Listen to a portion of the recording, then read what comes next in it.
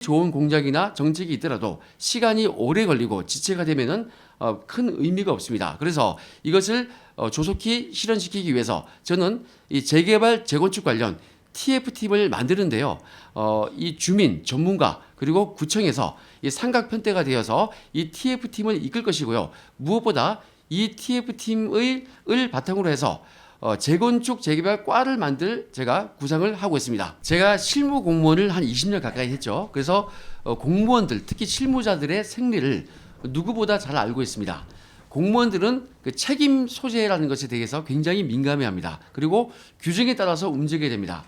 자신이 괜히 적극적으로 일을 했다가 책임을 지게 되고 그로 인해서 징계를 받게 되지 않을까, 이것을 항상 걱정합니다. 그래서 저는 이 문제를 해결하기 위해서 이 책임 문제를 기본 업무로 만들어 주겠다는 겁니다. 그래서 재건축 재개발 과를 만들어서 이게 당신의 기본 업무이다, 이렇게 제가 인식을 심어주면은 공무원들은 이 기본만 딱 하는 그런 버릇이 있거든요. 그래서 이 재개발 재건축 문제를 이 공직자들의 기본 업무, 기본 부서로 만들어서 방금 말씀 주신 그 얘기를 해결할 수 있도록 하겠습니다. 들께서 느끼시기에 구청의 공직자분들께서 업무 수행에 조금 소홀했던 것 같다라고 느끼신 부분에 대해서 굉장히 죄송스럽게 생각합니다. 저도 이제 그 국회와 서울시 청와대에서 공직으로 근무했던 사람인 만큼 주신 말씀에 대해서 그 가슴 깊이 잘 새기고 보다 더 주민을 위한 또 주민 우선적인 그런 이제 그 공직이 될 수 있도록 함께 노력해 나가야겠다 이런 생각을 하는데요.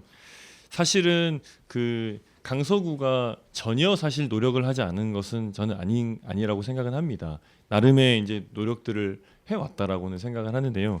도심 공공주택 복합 사업 같은 경우에는 21개를 신청을 했고, 또 소규모 주택정비 관리 지역 같은 경우에는 10곳을 신청을 했는데, 물론 이제 4곳밖에 안 됐죠. 그런 부분이 한계인데, 이게 보니까 25개의 전체 서울시 전체의 그 신청에서 선정된 지역 중에서 강서구가 24%를 차지하고 있더라고요.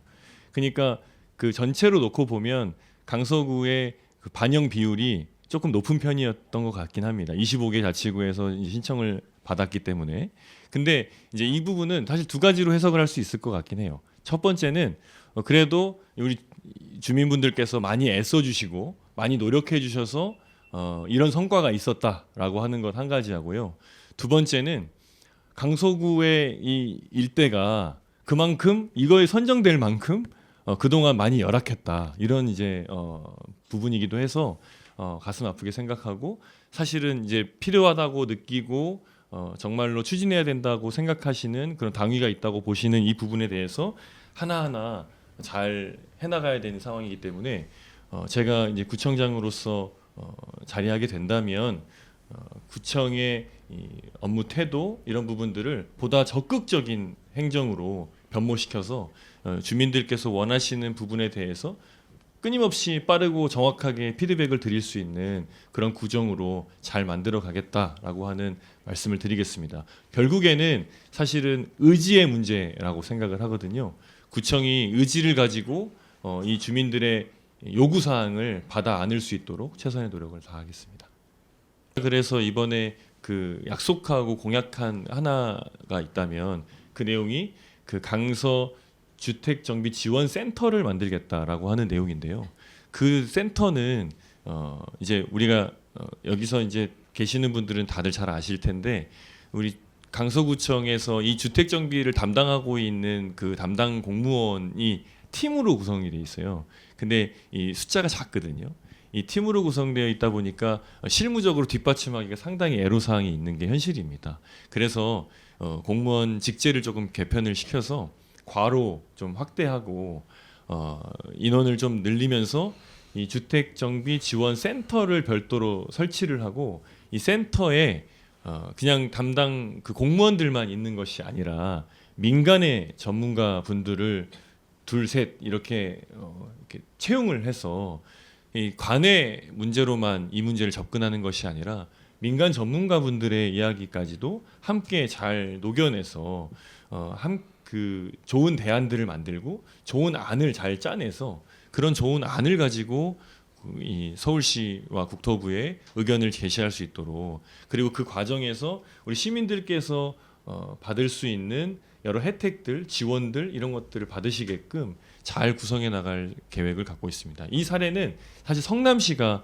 먼저 리모델링을 이와 같은 센터로 진행을 한 바가 있었고요.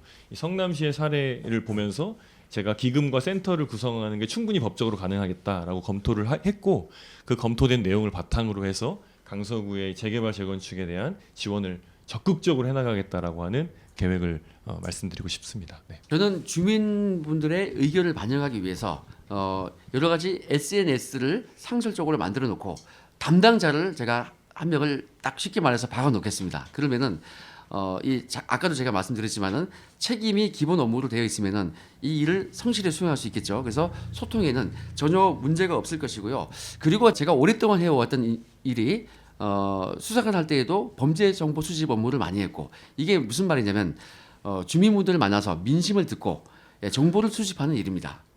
이런 저의 기본 속성도 소통을 하는 것이 매우 중요하다고 인식하고 있습니다. 그리고 지금 이 강서구의 그 자연경관지구 일대의 용역, 그리고 모어타운의 용역에 대해서도 구청, 용역업체, 주민 이 삼각 편대를 만들어서 미팅을 이 정기적으로 할 수 있도록 제가 확실히 제가 추진을 하겠습니다. 특히 이미 아까 제가 말씀드렸죠. 재건축 재개발 과를 아예 만들겠다, 아예 부서를 신설하겠다고 말씀을 드렸기 때문에 이 소통 문제는 전혀 이 지장은 없을 것이라고 생각이 듭니다. 주민 중심의 행정이 반드시 이루어져야 된다고 생각합니다. 방금 말씀 주셨던 3자 대면 미팅, 3자 간담회 이런 것들은 반드시 필요한 사항이라고 생각을 하고요. 제가 파악하기로는 그 용역이 작년 5월 달에 시작이 됐고 올해 12월까지로 용역이 완료되는 것으로 그렇게 알고 있습니다. 그 용역이 완료될 때까지 기다려달라라고 말하는 것은 그 용역에 대한 내용을 궁금해하시고 그 용역이 정말로 중요하다고 판단하시는 구민들에 대한 예의가 아니라고 생각합니다. 그래서 제가 구청장이 당선이 된다면 이 3자 간담회는 빠르게 추진을 해서 주민들께서 지금까지의 용역의 중간 보고를 한번 받으실 수 있도록 하고, 왜냐하면 12월까지이기 때문에 완료는 되지 않았을 것이거든요. 그럼 중간 보고를 받으실 수 있도록 그렇게 하고, 또 주민들께서 그 중간 보고의 과정을 통해서 궁금하고 또 추가적으로 요청하고 싶은 사항들이 있으실 수 있는데 그런 부분들은 조금 더 보탤 수 있도록, 그래서 그 내용이 그 연구 영역에 함께 포함돼서 같이 영역이 이루어질 수 있도록 그렇게 꼭 추진해 나가겠다, 이런 말씀을 드리겠습니다.